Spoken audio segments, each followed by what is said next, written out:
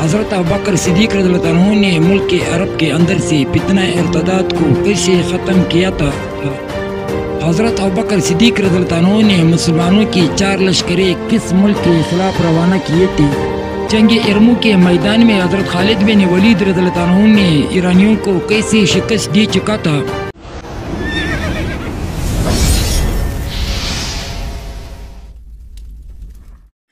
بسم اللہ الرحمن الرحیم۔ حضرت ابوبکر صدیق رضی اللہ عنہ کا دور حکومت تھا۔ ملک شام میں ایرانیوں کی طرف سے اطمینان ہو چکا تھا۔ امید ہوتی کہ اب وہ جلد مدینہ منورہ پر پہنچ کشی کرے گا۔ ملک عرب کے اندر سے فتنہ ارتداد شروع ہو چکی تھی۔ حضرت ابوبکر صدیق رضی اللہ عنہ نے ملک کے اندر سے فتنہ ارتداد کو ختم کرنے کے لیے 11 لشکریں بنائے۔ ان میں سے ایک لشکر حضرت خالد بن ولید رضی اللہ عنہ کو دے کر ملک شام کی طرف روانہ کیا، کیونکہ حضرت ابوبکر صدیق رضی اللہ عنہ ملک شام کی طرف سے خطرہ محسوس کر رہا تھا۔ دوسری جانب حضرت ابوبکر صدیق رضی اللہ عنہ نے کہ عرب کے تمام قبائل کو اپنا ہلچی بیچ کر لڑائی کے لیے سپاہیوں کو طلب کیا، تاکہ تمام متحدہ عرب سے ایک متحدہ فوج بنا کر ملک کے اندر سے فتنہ ارتداد کو ختم کیا جائے۔ حضرت ابوبکر صدیق رضی اللہ عنہ نے فتنہ ارتداد کو ملک عرب سے ختم کر دیا گیا۔ اس کے بعد حضرت ابوبکر صدیق رضی اللہ عنہ نے حضرت خالد بن ولید رضی اللہ عنہ کو ملک عرب کی طرف متوجہ کیا۔ حضرت خالد بن ولید رضی اللہ عنہ کے ساتھ سپاہی بہت کم تھے۔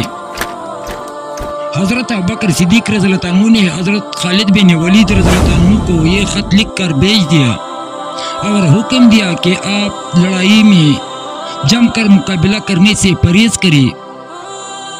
اس حکم کا اصل وجہ یہ تھی کہ حضرت ابوبکر صدیق رضی اللہ عنہ سب سے پہلے ملک عرب سے فتنہ ارتداد کو مکمل ختم کرنا چاہتا تھا اور پھر ایک متحدہ فوج بنا کر کے ایرانیوں اور خسانیوں کے ساتھ مقابلہ کیا جائے، تاکہ ملک عرب کو ہمیشہ کے لیے ان سے نجات مل جائے۔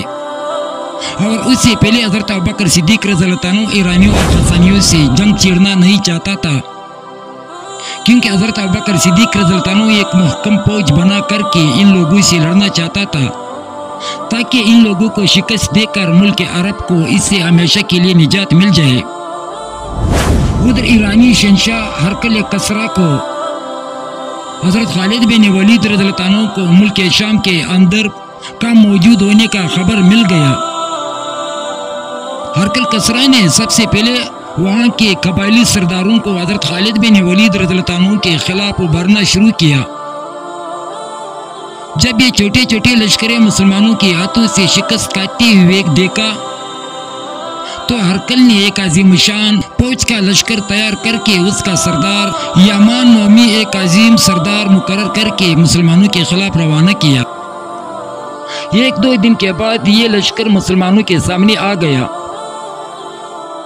جنگ شروع ہو گئی۔ حضرت خالد بن ولید رضی اللہ عنہ نے اس فوج کو عظیم شان شکست دے کر فاش فاش کر دیا، اور اس جنگ میں مسلمانوں کو بہت سے مال غنیمت بھی مل گیا۔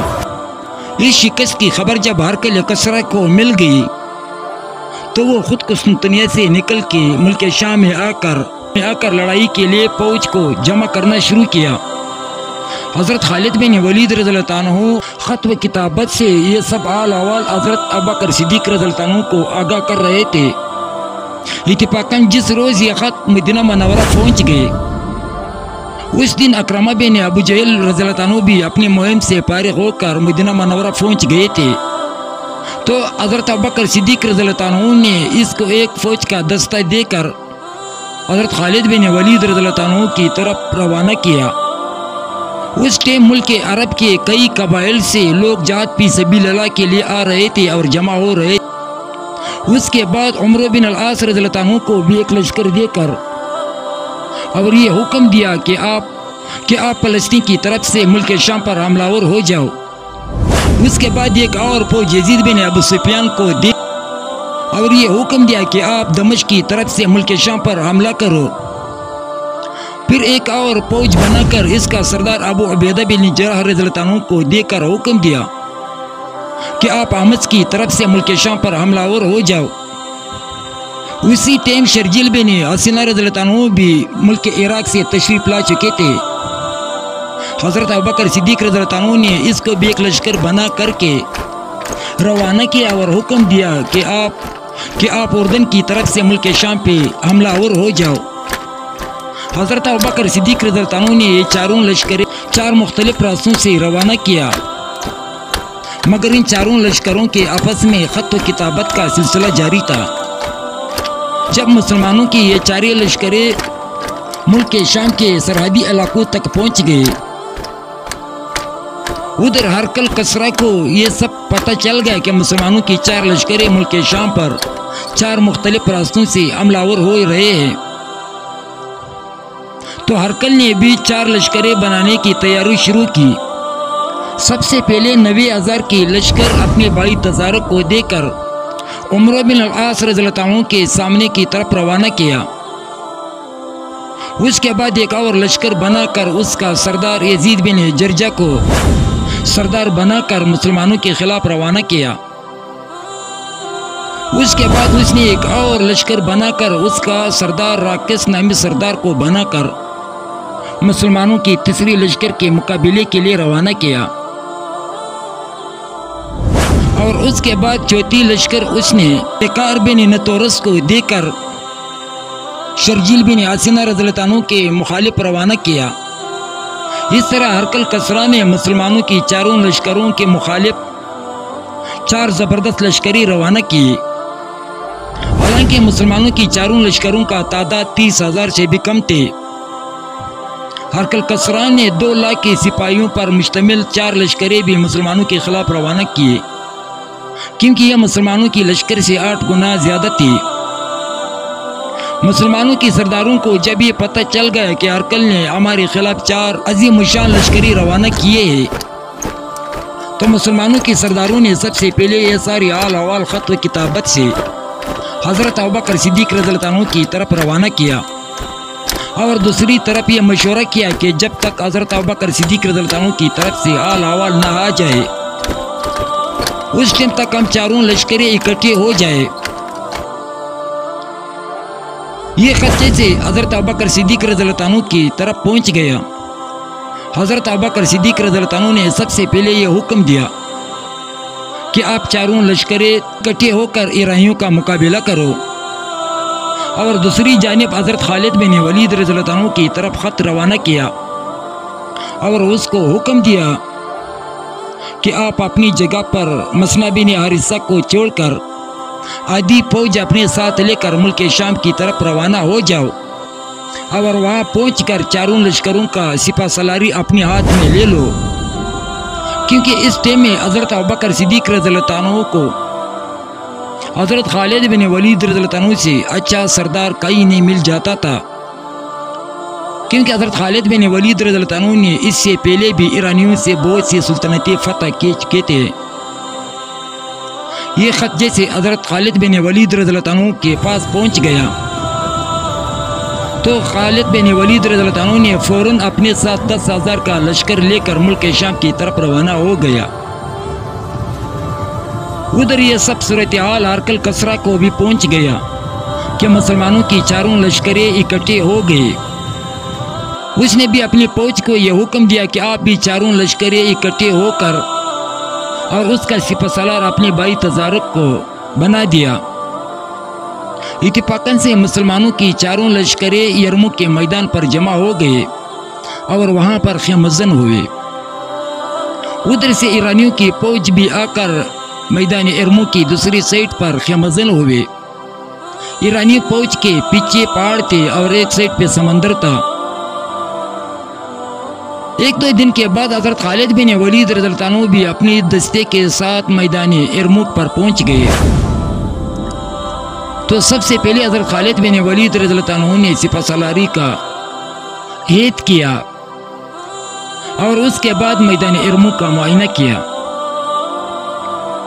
حضرت خالد بن ولید رضی اللہ عنہ نے 1-2 رات کے بعد اپنے تمام سپہ سالاروں کو جمع کیا اور اس کو یہ حکم دیا کہ مجھے اندیشہ ہے کہ صبح ایرانی فوج ہم لوگوں پر حملہ کرے گا، تو حضرت خالد بن ولید رضی اللہ عنہ نے اپنی لشکر سے چھوٹے چھوٹے دستے بنا کر اس کا سردار ایک تجربہ کار اور غیرت مند سپہ سالار رکھتا تھا۔ جب اگلی صبح ہوئی تو ایرانی فوج 40,000 پر مشتمل ایک دستے نے مسلمانوں کی طرف حملہ آوری کیا۔ مسلمانوں کی طرف سے حضرت خالد بن ولید رضی اللہ عنہ اور کچھ ساتھی میدان میں نکل کر جنگ شروع ہو گئی۔ کچھ دیر کے بعد ایرانی فوج بھاگنے پر مجبور ہو گئی اور وہ اپنے فوج تک پہنچ گئے۔ میدان پر حضرت خالد بن ولید رضی اللہ عنہ کھڑا تھا۔ اس کے بعد ایرانی لشکر سے ایک بڑا فوجی آفیسر جس کا نام جرجہ بن زید تھا، وہ اکیلا نکل کے آ کر حضرت خالد بن ولید رضی اللہ عنہ سے کچھ اسلامی معلومات کے لیے سوالات کیے۔ تو حضرت خالد بن ولید رضی اللہ عنہ نے نہایت اچھی طریقے سے اس کا جوابات دیے۔ تو اس کے بعد وہ سردار مسلمان ہو کر مسلمانوں کی لشکر میں جمع ہو گئے اور مسلمانوں کے ساتھ ایرانیوں کے ساتھ لڑتے لڑتے وہ شہید ہو گئے۔ اگلی صبح جنگ زور و شور سے شروع تھی۔ اسلامی لشکر نہایت بہادری سے لڑ رہی تھی۔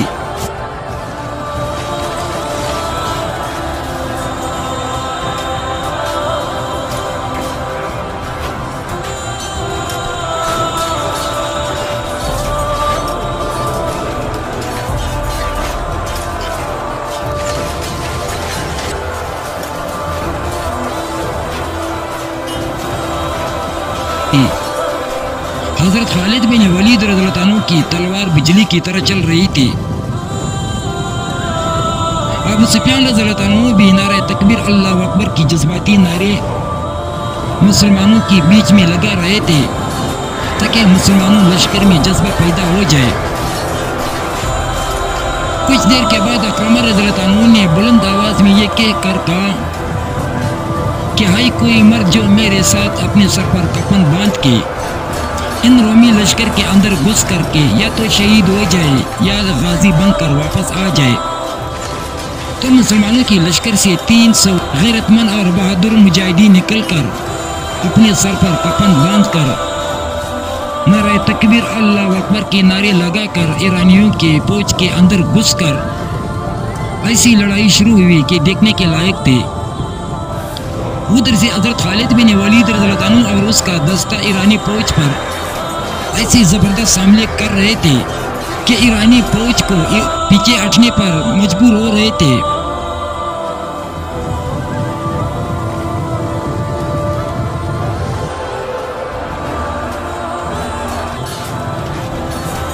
سارا دن جنگ شروع تھا۔ مسلمان سپاہی اشاروں سے نماز پڑھ رہے تھے۔ جب شام تک ہو گئی تو ایرانی فوج پیچھے ہٹنے پر مجبور ہو گئی۔ تو مسلمانوں کی فوج بھی آگے بڑھنا شروع ہو گئی۔ جب ایرانی فوج اپنے پہاڑ تک پہنچ گئے اور اس کے ساتھ بھاگنے کا راستہ نہ تھا تو بہت سے ایرانی فوج سمندر میں ڈوب کر کے مر گئے اور کچھ سپاہی بھاگنے میں کامیاب ہو گئے۔ جب اگلی صبح ہوئی تو میدان یرموک پر خالی مسلمان مجاہدین کھڑے تھے، نعرہ تکبیر اللہ اکبر کے نعرے لگا رہے تھے۔ ایرانیوں کی فوج 2 لاکھ آئے تھے، اس میں سے خالی 70,000 بھاگنے میں کامیاب ہو چکے تھے۔ باقی 1,30,000 ایرانی فوج مسلمانوں کی تلواروں سے جہنم واصل ہو چکے تھے۔ تو مسلمانوں کی لشکر نے اللہ کا شکر ادا کی۔ اس جنگ میں مسلمانوں کے 3,000 سپاہی شہید ہو چکے تھے۔